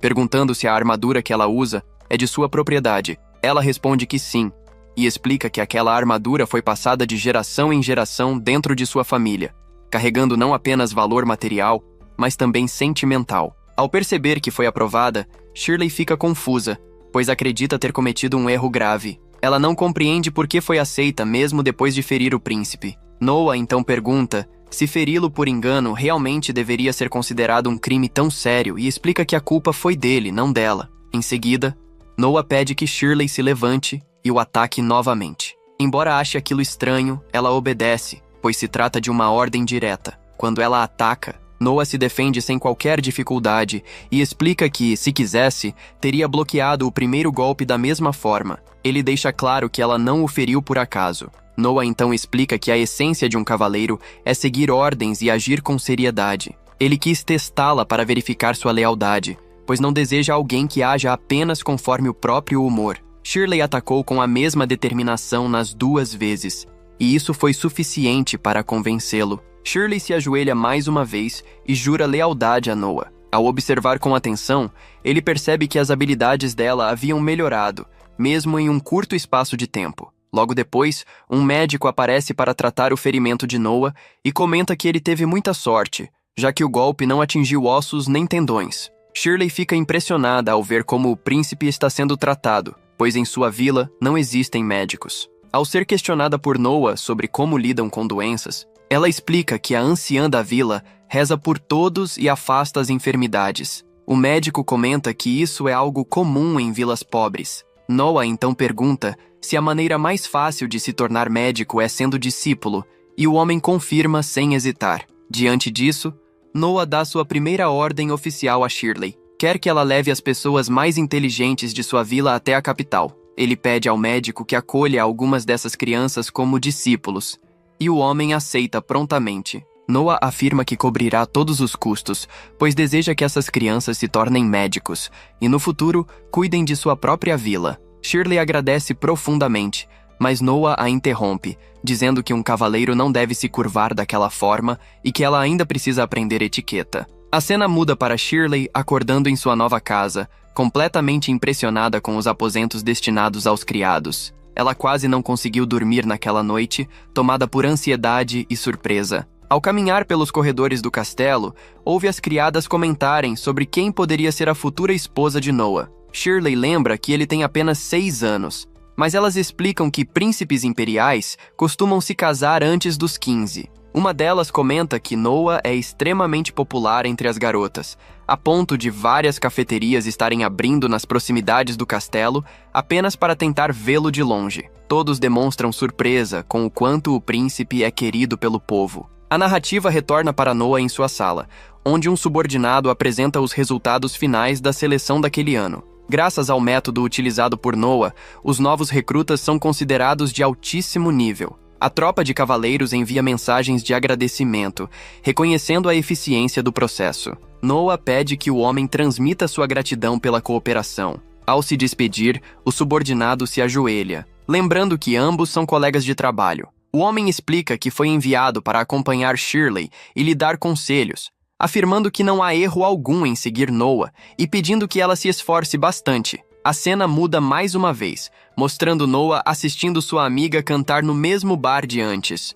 Seus subordinados elogiam o sucesso da seleção, comentando como tudo ocorreu de forma exemplar. Noah explica que o evento existe para valorizar o trabalho de todos e pede que aproveitem o momento para se divertir. Antes disso, porém, ele avisa que todos os presentes ali são mercadores ligados ao 13º príncipe imperial. Pouco depois, Noah recebe uma carta completamente vazia e entende imediatamente o significado. Alguém havia fugido. Ele percebe que os remanescentes da rebelião de Almeria estão se movimentando de forma preocupante. As empregadas perguntam se eles ainda não desistiram, e Noah explica que a pessoa que enviou a informação está infiltrada, investigando a situação de perto. Ele se lembra claramente de quem trouxe o aviso. As empregadas comentam que essa pessoa parecia muito apaixonada por ele e que o mestre já sabia da rebelião, mas aceitou a informação mesmo assim. Noah afirma que isso é extremamente perigoso, pois agir como intermediário sem treinamento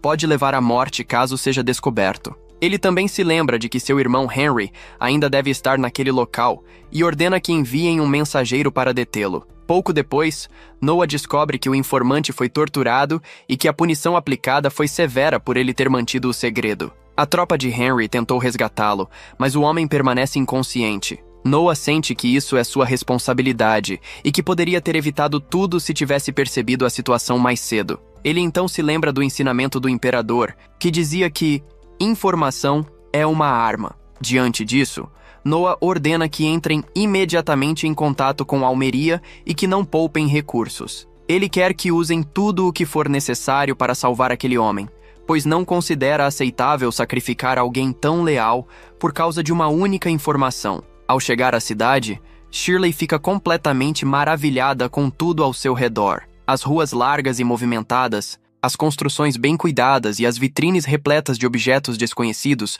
despertam nela uma curiosidade quase infantil. Muitas daquelas coisas ela nunca havia visto em toda a sua vida na vila, e cada detalhe parecia refletir a prosperidade daquele lugar. Em meio à caminhada, ela pergunta a Noah se ele pretende comprar algo específico. Ele responde de forma tranquila que deseja adquirir um presente para seu irmão, Henry, como forma de agradecimento pela supressão da rebelião e também pelo envolvimento no caso da carta. Ao entrarem na loja daquele mesmo comerciante de antes, Noah observa o interior com atenção. Seu olhar logo é atraído por uma estátua cuidadosamente exposta, trabalhada com riqueza de detalhes e claramente valiosa. Ele demonstra interesse imediato na peça e parece decidido a comprá-la. No entanto, antes que possa concluir a negociação, seu irmão surge de surpresa no local e, ao notar a estátua, comenta casualmente que já possui uma muito parecida com aquela em sua coleção. Ao ouvir essas palavras, Noah toma uma decisão completamente inesperada. Sem qualquer aviso, ele se aproxima da estátua e a quebra diante de todos. O som seco da peça se despedaçando ecoa pela loja, e o comerciante fica completamente paralisado, incapaz de acreditar no que acabou de presenciar. Sua expressão revela puro choque, como se o tempo tivesse parado naquele instante. Poucos segundos depois, o irmão de Noah compreende o verdadeiro motivo por trás daquela atitude abrupta. Ao destruir a estátua, o valor da peça semelhante que ele já possuía aumentaria consideravelmente, tornando-se ainda mais rara e cobiçada. O comerciante, ainda atordoado, não consegue reagir nem protestar diante da situação. Ao deixarem o local, Shirley observa tudo em silêncio, assimilando cada detalhe do que aconteceu. Ela fica profundamente impressionada com a inteligência fria e a visão estratégica de Noah, percebendo que suas decisões vão muito além do que aparentam à primeira vista. Enquanto caminham pela cidade, Shirley reflete sobre tudo o que presenciou e chega a uma conclusão clara em seu coração. Ela deseja permanecer ao lado de Noah por toda a sua vida. Ter um feudo governado por alguém com tamanha capacidade seria algo verdadeiramente extraordinário. Ela acredita firmemente que, quando Noah alcançar plenamente a maioridade, ele se tornará uma figura ainda mais impressionante, respeitada e influente, alguém capaz de mudar o destino de muitos. Pouco tempo depois, os anos passam de forma rápida, quase imperceptível. 6 anos se transcorrem sem que percebam, trazendo consigo mudanças profundas. Quando Noah alcançar plenamente a maioridade, ele se tornará uma figura ainda mais impressionante, respeitada e influente, alguém capaz de mudar o destino de muitos. A cena muda para Noah, que observa sua empregada por alguns instantes antes de perguntar se algo a está incomodando. Ela hesita brevemente e então explica que a fila de pessoas trazendo presentes para o garoto é simplesmente enorme. Mesmo após 3 dias consecutivos, o fluxo ainda não terminou, e novas carruagens continuam chegando sem parar. Noah ouve com atenção e comenta com total tranquilidade que isso não é problema algum, já que no ano anterior a situação se estendeu por quase uma semana inteira. Gigi fica bastante surpreso ao saber disso, imaginando o quão cansativo deve ter sido lidar com tantos visitantes por tanto tempo. Noah então esclarece que o trabalho não termina apenas ao receber os presentes. Ainda é necessário registrar cuidadosamente quem enviou cada item, qual foi o presente entregue e de onde veio, para evitar qualquer problema diplomático no futuro. Ele acrescenta que Evelyn lida muito bem com essa parte burocrática, sendo extremamente organizada, e por isso não vê motivo para preocupação. Logo em seguida, somos informados de que o príncipe imperial, conhecido como Sábio Noah, agora com 12 anos de idade, foi reconhecido oficialmente por dominar de forma perfeita a espada mágica Leviatã. Esse reconhecimento não vem apenas de rumores ou elogios, mas de avaliações formais conduzidas pelo próprio Império. Por ordem direta do imperador, Noah foi enviado à Administração de Recursos Humanos Militares para participar de uma revisão especial. O ministro da Guerra responsável pelo setor é Henry. Ao entrar na sala, Noah cumprimenta o irmão e pergunta se ele precisa de algo específico. Henry responde que gostaria de ouvir a opinião do garoto antes de tomar qualquer decisão definitiva. Ele explica que o imperador emitiu uma ordem para que Rice lidere um exército com o objetivo de conter uma rebelião na região fronteiriça do sul. Caso o grupo de bárbaros seja tratado com complacência, eles se tornariam ainda mais arrogantes e ousados. Por isso, decidiu-se enviar o exército regular, não apenas para vencer, mas para demonstrar claramente a diferença de poder entre o Império e seus inimigos. Noah compreende a situação quase de imediato. Ao observar o homem à sua frente, percebe que Rice é forte, disciplinado e possui talento natural para liderar tropas. Entre os cavaleiros que servem sob o comando de Henry, ele se destaca de maneira evidente. Noah, então, pede que Rice responda a uma pergunta simples e questiona qual é o número exato de soldados envolvidos na operação. Rice fica visivelmente constrangido. Ele hesita, desviando o olhar, incapaz de responder de imediato. Henry percebe a tensão no ar e pergunta o que exatamente Noah está tentando descobrir. O próprio Rice começa a entender a situação e, tomado pela culpa, se ajoelha no chão pedindo perdão. Noah rapidamente tenta acalmar o irmão, dizendo que aquilo não é algo tão grave quanto parece à primeira vista. Ele então explica que, com base no número oficial de soldados registrados no Exército Imperial, o Ministério da Fazenda libera um orçamento correspondente. No entanto, pessoas que não são soldados de fato, como trabalhadores ocasionais, carregadores e colaboradores temporários, acabam sendo incluídas nesses registros. Isso faz com que parte do dinheiro seja desviada de forma quase automática. Rice pede desculpas novamente, assumindo a responsabilidade. Noah pede que Henry aguarde um momento e tranquiliza Rice, dizendo que ele não deve ter medo. Aumentar o número de soldados declarados é um direito do general, e ele não pretende puni-lo por isso. Em muitos casos, até mesmo números simbólicos são usados como ferramenta de intimidação.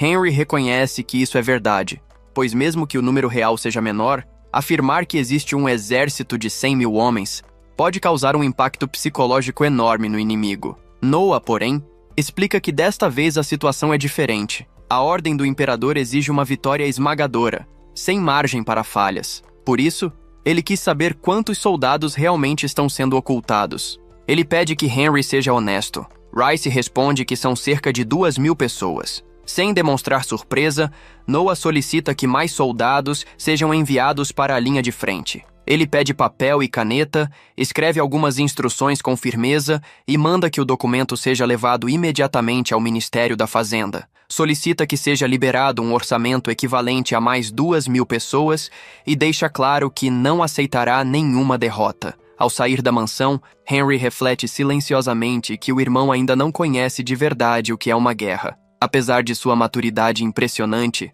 Noah ainda tem apenas 12 anos e permanece no nível 1, conforme as leis da família imperial. Crianças da casa imperial costumam ter mortes precoces. Oficialmente, essas mortes são atribuídas a epidemias ou acidentes, mas, na realidade, muitas são causadas por disputas de poder, traições e envenenamentos. Ainda assim, trata-se da vida de um herdeiro precioso. Até que um príncipe imperial cresça, ele não pode ir à guerra sem autorização direta do imperador. Henry lembra que Noah já tem idade suficiente e que participar de uma campanha militar o tornaria mais respeitado antes de assumir um feudo. Noah sempre se mostrou disposto, bastando apenas a permissão do pai.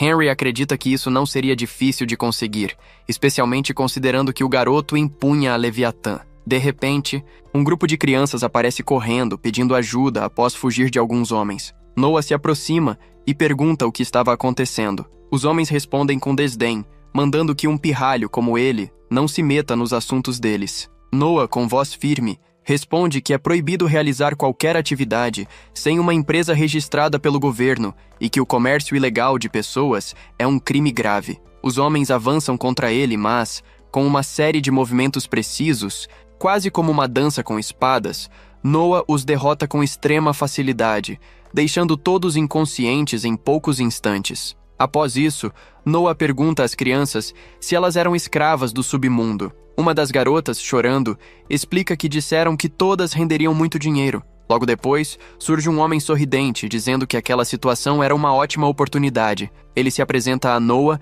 e afirma que trabalha negociando crianças como aquelas. Quando iria dizer seu nome, decide não fazê-lo, alegando que trabalha para o primeiro príncipe imperial, Gilbert. Por dentro, Noah não entende completamente o que está acontecendo. Ele manda o homem se calar, especialmente porque Henry está ao seu lado, o que soa como uma ameaça direta. O homem pede que Noah não faça nada. Noah então pergunta a Henry se ele conhece aquele sujeito, e Henry responde que não. Sem hesitar, Noah ataca e faz o homem desmaiar diante de todos. Ele explica às pessoas que presenciaram a cena que aquele sujeito é um canalha que usa o nome de seu irmão para cometer crimes. Noah ordena aos guardas que levem os homens, afirmando que são impostores utilizando o nome do príncipe para atividades ilegais. Ele também pede que as crianças sejam levadas à sua mansão, pois pretende ouvi-las com calma mais tarde. Henry fica impressionado com a forma como Noah resolveu tudo sem causar um grande escândalo. Noah entende que não pode simplesmente descartá-los, caso realmente sejam subordinados de Gilbert. Ignorar a situação faria parecer que ele permitiu o tráfico de escravos do submundo. Tratá-los como farsantes foi a melhor solução, deixando que o próprio Gilbert resolvesse o problema. Ao anoitecer, Noah recebe uma mensagem. Henry pergunta o que aconteceu, e Noah explica que um mensageiro do primeiro príncipe entrou em contato. Gilbert agradeceu pela ajuda, afirmando que os criminosos estavam usando seu nome de forma indevida. Ele planejava entregá-los no dia seguinte, mas os homens se descuidaram e acabaram tirando a própria vida. Noah pergunta a Henry se o tráfico de escravos foi realmente ordenado por Gilbert. Henry responde que sim, dizendo que ele sempre esteve envolvido com negócios obscuros, compra de terras e obsessões desse tipo. Noah conclui que não há muito o que fazer. Gilbert, apesar de ser o primeiro príncipe, é filho de uma concubina e não pode assumir o trono. Talvez, por não poder herdar o império, tenha buscado outros meios para satisfazer seus desejos, como negócios, propriedades e atos que jamais seriam aprovados oficialmente. A cena muda para Noah, conversando calmamente com as crianças resgatadas. Ele explica que tudo já foi resolvido e que, a partir daquele momento, todas estão livres e fora de perigo. Em seguida, Noah pergunta se alguma delas possui um lugar para onde possa ir ou alguém em quem confiar. As crianças respondem que não, explicando que muitas foram vendidas pelas próprias famílias em troca de objetos ou dinheiro, enquanto outras sequer sabem de onde vieram. Diante disso, Noah conclui que, mesmo que as devolvesse, existiria o risco de serem vendidas novamente no futuro. Pensando nisso, ele decide acolhê-las temporariamente.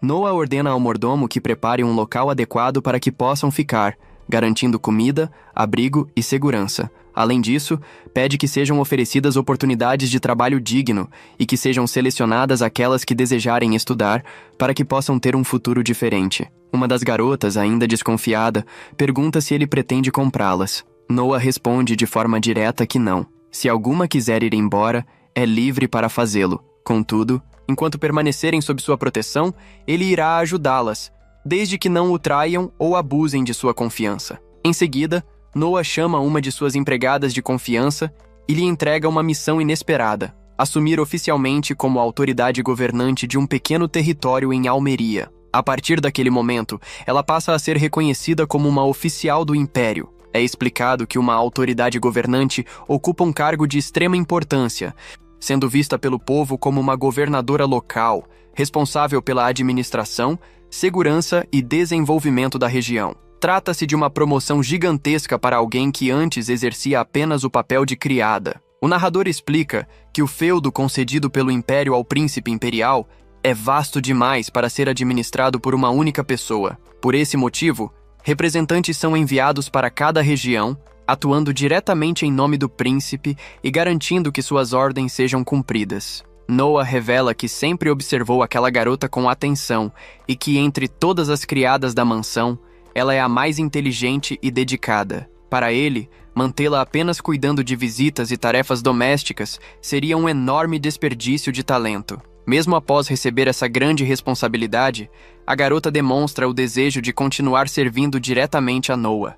Ele então explica que justamente por reconhecer sua inteligência e capacidade, quer que ela mostre esse talento ao mundo, trabalhando em algo que realmente faça a diferença, tanto para o Império quanto para ele próprio. Suas palavras emocionam profundamente a garota, que aceita a missão com orgulho, decidida a trabalhar em outro país como representante direta de Noah. A cena muda novamente, mostrando Noah diante de seu pai e de várias figuras importantes do reino reunidas em um grande salão. O rei decide testar o próprio filho e faz uma aposta com o primeiro-ministro, questionando se Noah realmente conhece todas as leis do Império. Uma série de perguntas complexas é feita, e Noah responde a cada uma delas com extrema facilidade, demonstrando não apenas memória, mas também compreensão profunda das normas e de seu impacto no governo. Impressionado diante de todos, o rei toma uma decisão ousada e nomeia Noah como ministro da Justiça do Império. A nomeação deixa todos os presentes completamente chocados,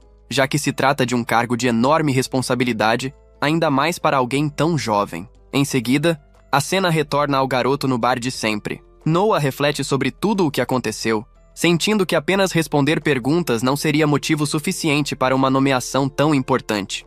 Ele acredita que existe algo maior por trás das decisões do rei, algo que ainda não compreende totalmente. Enquanto isso, as pessoas ao redor elogiam bastante a garota reconhecida como a melhor cantora do reino, título que também foi resultado de uma aposta feita anteriormente por Noah. A narrativa então corta para Gilbert, que aparece extremamente irritado com todos os acontecimentos recentes, claramente insatisfeito com a ascensão e influência crescente do irmão. Logo depois, outro dos irmãos é mostrado sorrindo de forma enigmática, enquanto o rei demonstra grande irritação e ordena que o primeiro-ministro faça imediatamente o que precisa ser feito. Assim, o episódio se encerra, a narrativa muda de foco e apresenta o protagonista dentro de uma ampla sala do palácio, decorada com estantes repletas de documentos e registros judiciais. Ao seu lado, está uma das figuras mais influentes do reino, Vinny, conhecido como vice-presidente da Justiça, um homem experiente, de postura rígida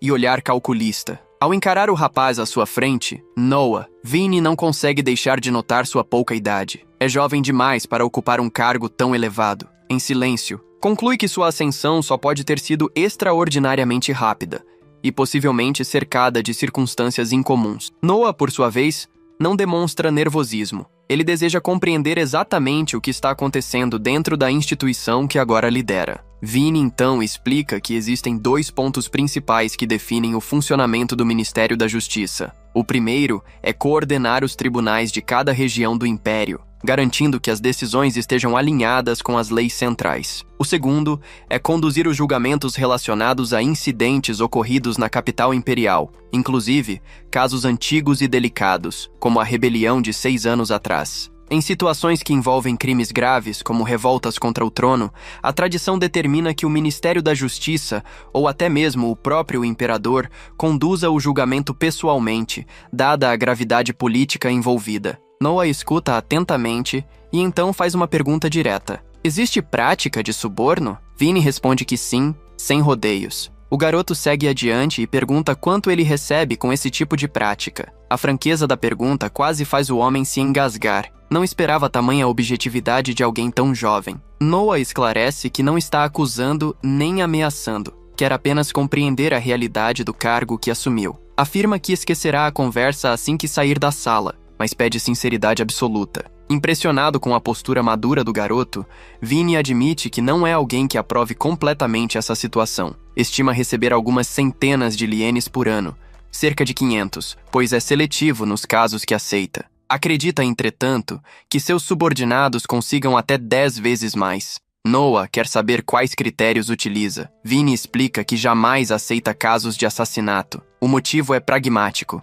Nesses julgamentos, o réu direciona seu ódio diretamente a quem decide, transformando o juiz em alvo de vingança. Isso pode gerar consequências irreversíveis, inclusive atentados. Por isso, prefere casos em que a decisão possa favorecer qualquer um dos lados, reduzindo riscos pessoais. Noah faz um cálculo rápido. Se Vinny ganha cerca de 500 ienes por ano com esse tipo de prática, oferecerá 10 vezes esse valor. Em troca, quer que ele abandone completamente o suborno enquanto estiver trabalhando ali. Ele precisa corresponder às expectativas do imperador e deseja construir uma administração limpa. Para isso, precisa da colaboração sincera de Vini. O homem fica surpreso. Aquele príncipe, com apenas 6 anos, carrega o título de sábio, com naturalidade. Agora entende por que foi nomeado ministro da Justiça. Após um momento de reflexão, declara que não quer o dinheiro extra e que não aceitará mais nenhum suborno. A partir daquele instante, trabalhará exclusivamente pelo garoto. Noah comenta que desconfiaria se houvesse intenções ocultas,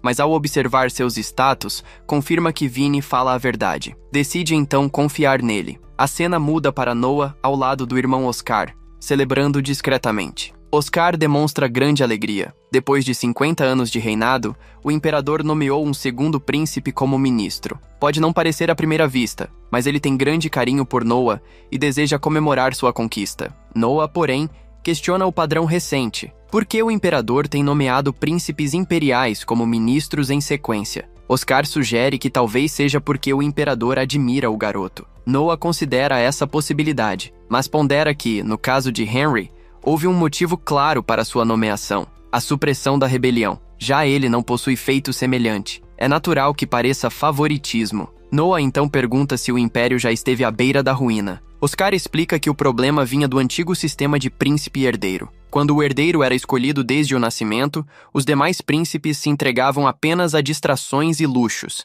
negligenciando responsabilidades políticas. No modelo atual, cada príncipe recebe um feudo e deve demonstrar desenvolvimento concreto, econômico, militar e administrativo. O mérito substituiu o direito automático. Oscar pergunta o que isso tem a ver com a situação atual.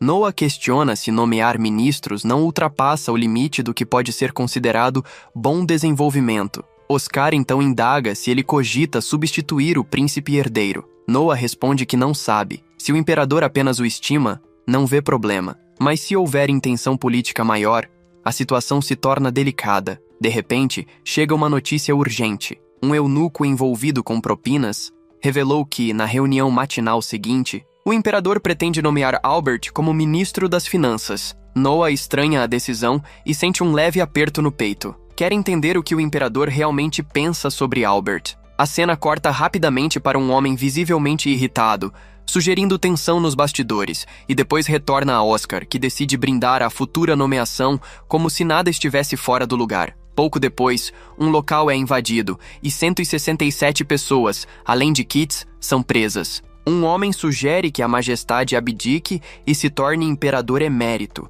permitindo que o príncipe herdeiro assuma imediatamente. Ele confessa que o plano foi traído por informações antecipadas. O rei já é idoso. Foram 50 anos como rei e 35 como príncipe e herdeiro antes disso. Alguns acreditam que os filhos não conseguem mais esperar. Contudo, não há prova concreta de que Albert tenha participado diretamente. O rei reconhece isso e decide não agir contra ele. Ordena apenas a execução de Kits, encerrando formalmente o assunto. O rei então pergunta sobre Oscar. O homem explica que enviou um eunuco próximo ao príncipe para que ele percebesse algo. Noah também estava presente e provavelmente compreendeu as intenções do pai. O rei admite que Noah é impressionante. Sabe que Albert pode não ser o mais adequado e se pergunta quem deveria sucedê-lo: Henry, Oscar ou Noah. Qualquer um pode assumir, desde que supere as provações necessárias. No dia seguinte, Noah recebe relatórios detalhados sobre os envolvidos na última rebelião e sobre seu líder. Todos são próximos de Albert. Para qualquer observador, parecem formar a facção rebelde ligada ao príncipe herdeiro. Vini pergunta como devem proceder. Noah conhece bem as leis do Império. Mesmo membros da família imperial podem ter penas suavizadas ao infringirem determinadas leis. Contudo, existe uma exceção absoluta: traição. Se alguém da família imperial estiver envolvido, seja como autor principal ou cúmplice, a punição é decapitação. O mesmo vale para quem soube e não denunciou. Com tantas pessoas próximas envolvidas, é praticamente impossível que Albert não soubesse de nada. A traição de um príncipe herdeiro seguida de execução seria um escândalo capaz de abalar todo o império. Noah pergunta se o imperador deixou instruções claras. A resposta é afirmativa. Todos devem receber a punição adequada conforme o texto original da lei. Compreendendo a intenção do rei, preservar a estabilidade sem atingir diretamente o herdeiro, Noah decide agir. Diante do monarca, profere a sentença. Os principais culpados serão decapitados. Os demais cúmplices receberão pena de morte. A execução será imediata. Ele limita a punição estritamente aos nomes presentes na lista oficial, evitando qualquer menção direta a Albert. Se houver risco de que um perdão revele o envolvimento do irmão, a única escolha segura é aplicar a lei de forma absoluta e rápida. Assim, protege-se o império, preserva-se a aparência de ordem e mantém-se o delicado equilíbrio entre poder, justiça e sucessão. O rei aceita a decisão severa e parabeniza o filho. Determina que sejam acrescentados mais 1000 lienes ao salário anual de Noah. O garoto sabe que não agiu esperando recompensa. Também entende que o pai deseja proteger Albert. Ao se ajoelhar diante do filho, o rei pede que Noah continue agindo daquela forma. Quando retorna para casa, Noah percebe imediatamente que o lugar foi invadido. Sem perder tempo, ordena que ela não permita que nenhum aliado deixe o local, além dele próprio, mesmo que se trate do príncipe herdeiro. Ao atravessar a entrada, ele avança para o interior e, com um movimento preciso, corta um dos invasores e o deixa inconsciente. Logo, os outros surgem, mas Noah repete a ação com a mesma eficiência, derrubando todos e colocando-os para dormir. Depois de controlar a situação, Noah pergunta qual é o cenário atual. O homem informa que aquelas eram as pessoas envolvidas e que todos os participantes da traição já haviam sido executados. Ao ouvir isso, Noah entende que foram silenciados. Isso inclui aqueles homens e também seu irmão Albert. Tudo indica que tenham sido enviados pelo príncipe herdeiro. Para reforçar a acusação, Noah fere a si mesmo de propósito e declara que foi atacado pelos 4. Em seguida, questiona qual é a punição máxima que pode ser aplicada a eles. O homem responde que a pena é morte, com execução imediata. Após essa decisão, o homem não consegue esconder a admiração. Noah, porém, sabe que o que seu irmão fez foi errado. Se a situação tivesse sido um pouco mais grave, o império inteiro poderia ter sido abalado. E no fundo, toda essa instabilidade nasce das ações do príncipe herdeiro. A cena muda para Noah diante do pai. O rei pergunta se quem o feriu era alguém habilidoso. Noah se surpreende com a eficiência dos informantes do reino. É possível que o pai já saiba que ele mesmo provocou o ferimento. Noah responde que não se trata apenas de habilidade com a espada. Por mais talentoso que alguém seja, ao expor sua fraqueza mental, inevitavelmente haverá um instante de hesitação. O rei observa o filho com orgulho. Sabe que tem diante de si alguém extraordinário, digno de admiração em qualquer lugar. Pensa que seria de grande ajuda se todos fossem como Noah. Então pergunta se o filho pode acompanhá-lo em uma breve caminhada. Durante o trajeto, explica que, entre os imperadores considerados governantes sábios, 9 em cada 10 acabam manchando a própria reputação nos últimos anos de vida. Noah compreende que isso está ligado à traição do príncipe herdeiro. O rei conduziu o país a uma era dourada jamais vista, e certamente será lembrado como um governante sábio nas gerações futuras. Porém, se a traição tivesse sido bem-sucedida, os registros históricos afirmariam que, em seus últimos anos, ele se tornou senil e incapaz de controlar o próprio filho. Agora Noah entende. O rei não confia mais no príncipe herdeiro. Mesmo assim, não pode agir de forma precipitada para não comprometer o final de seu reinado. Noah então faz um pedido. Ele e seus irmãos, Henry e Oscar, foram elevados a ministros recentemente. Tudo ainda é novo para eles, e erros podem acontecer. Por isso, sugere que haja alguém responsável por coordená-los. Propõe que essa função seja atribuída ao príncipe herdeiro. Noah conhece a impaciência do irmão. Se for assim, basta permitir que ele represente o papel de imperador, enquanto o poder de decisão final permanece com o verdadeiro soberano. Ainda assim, o rei sabe que continuará acima dos ministros. O pai decide aceitar a proposta do filho, garantindo que o primeiro herdeiro não detenha poder real. Em pensamento, lamenta que Noah não tenha nascido antes. Em vez de oferecer mais dinheiro, resolve conceder uma recompensa diferente. O garoto é conduzido até a sala do tesouro. Ao pedir ajuda a Leviatã para escolher o melhor item, Noah é subitamente envolvido por chamas intensas. E assim termina mais um episódio. A história está cada vez mais tensa. Para continuar acompanhando, deixe seu apoio e inscreva-se no canal. Nos vemos na próxima semana. Até lá!